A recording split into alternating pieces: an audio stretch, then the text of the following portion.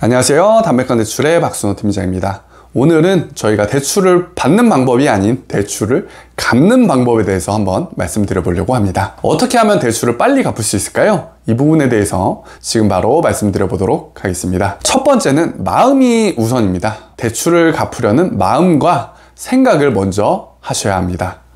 약간은 추상적으로 들리실 수도 있겠지만 사람은 본인이 먼저 생각하지 않은 일은 절대로 실행할 수가 없습니다. 언젠가는 내가 대출을 갚을 거야 라고 막연하게 생각하시지만 많은 대출 조건 중에 대출 기간 동안 이자만 내는 만기 일시 상환을 선택하시는 분들도 많고요. 따라서 원금은 그대로 있고 이자만 내는 분들이 많이 있습니다. 그렇기 때문에 시간이 지나도 이 원금에 대한 부분은 절대로 갚아지지 않고, 그리고 만기가 다가왔을 때 이제 원금을 갚지 않고 원금 그대로 연장을 하시는 경우도 굉장히 많은데요. 이런 대출 습관은 좋은 습관이 아닙니다.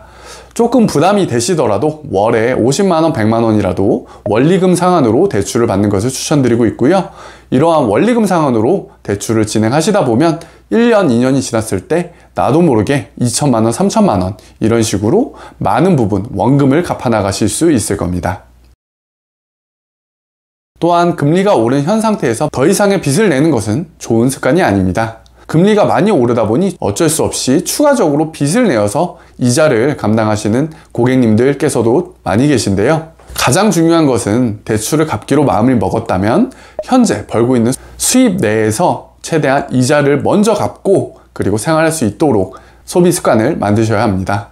사람은 본인의 소득에 맞춰서 생활을 할 수 있는 적응력이 있기 때문에 대출을 갚기로 마음을 먹으셨다면 추가적인 대출은 좋지 않고요. 꼭 본인의 소득 내에서 대출과 원금을 먼저 갚고 남은 금액으로 생활하시는 습관을 들이시길 바랍니다.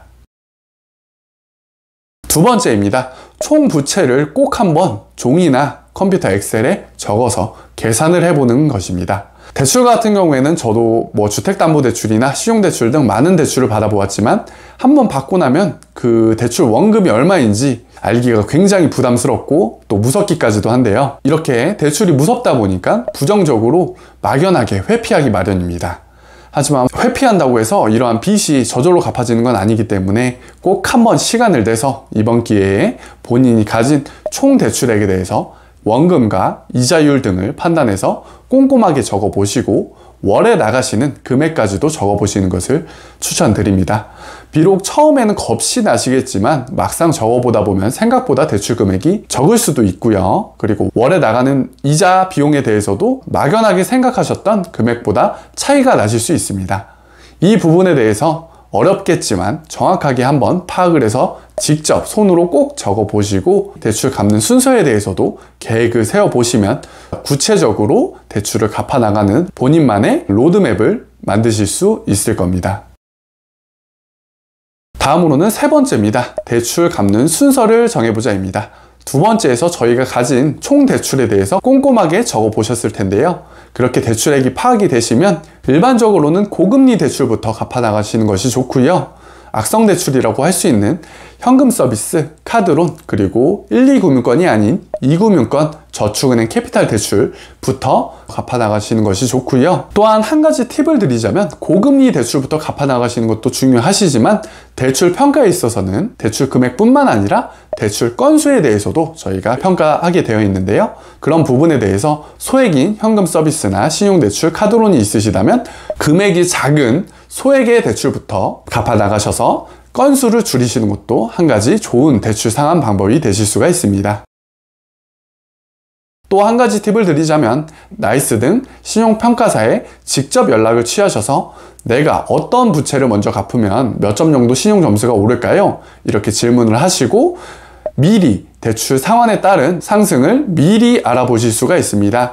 또한 대출을 갚으신 다음에 전화를 해서 내가 어떤 대출을 상환을 했는데 빠르게 신용점수에 반영을 해주세요. 이렇게 또 요구를 하신다면 빨리 신용점수와 등급이 상향되실 수 있으니 이 점도 꼭 한번 체크해 보시길 바랍니다. 최근에 많이 알려지고 있는 금리 인하 요구권이 있는데요. 아까 세 번째에 말씀드린 대출 상환을 하셔서 신용점수와 등급이 좋아지셨다면 금리 인하 요구권을 사용해 보시는 것도 추천을 드리고 있고요. 최근에는 어플로도 쉽게 신청이 가능하니 꼭 신용점수가 좋아지셨다면 금리 인하 요구권 체크해 보시기 바랍니다.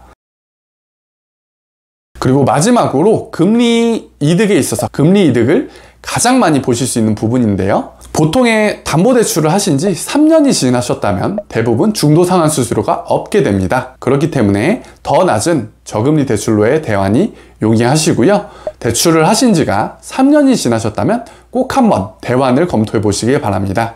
본인이 알고 계신 주거래은행보다 더 낮은 인터넷 뱅킹, K뱅크나 카카오뱅크 등 인터넷 뱅크를 통해서 3%대의 더 낮은 금리의 대출로 대환도 가능하실 수 있고요.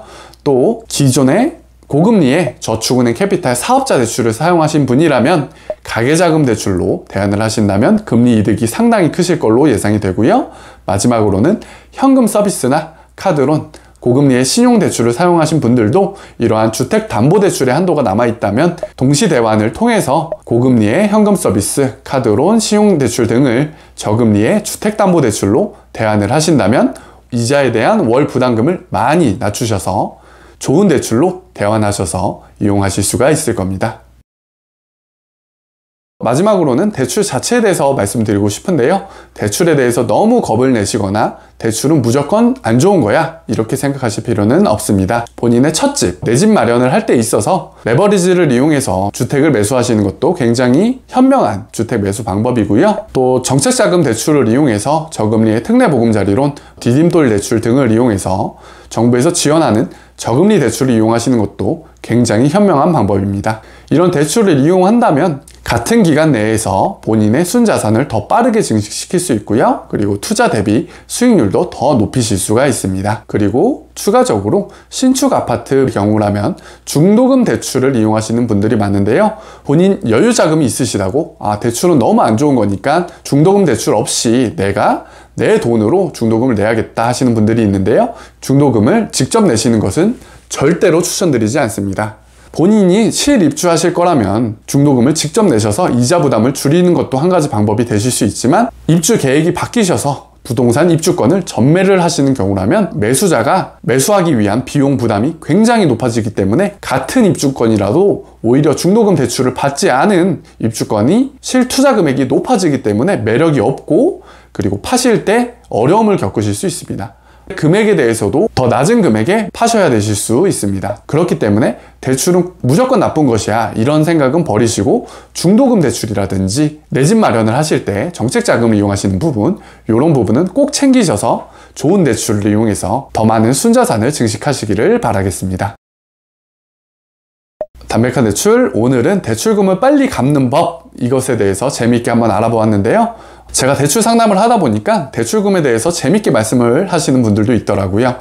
월급을 받아서 돈을 모을 때는 2-3천만 원을 모으기가 너무 힘든데 대출을 받고 나니 나도 모르게 몇 년 만에 2-3천만 원 원금을 후딱 갚았다.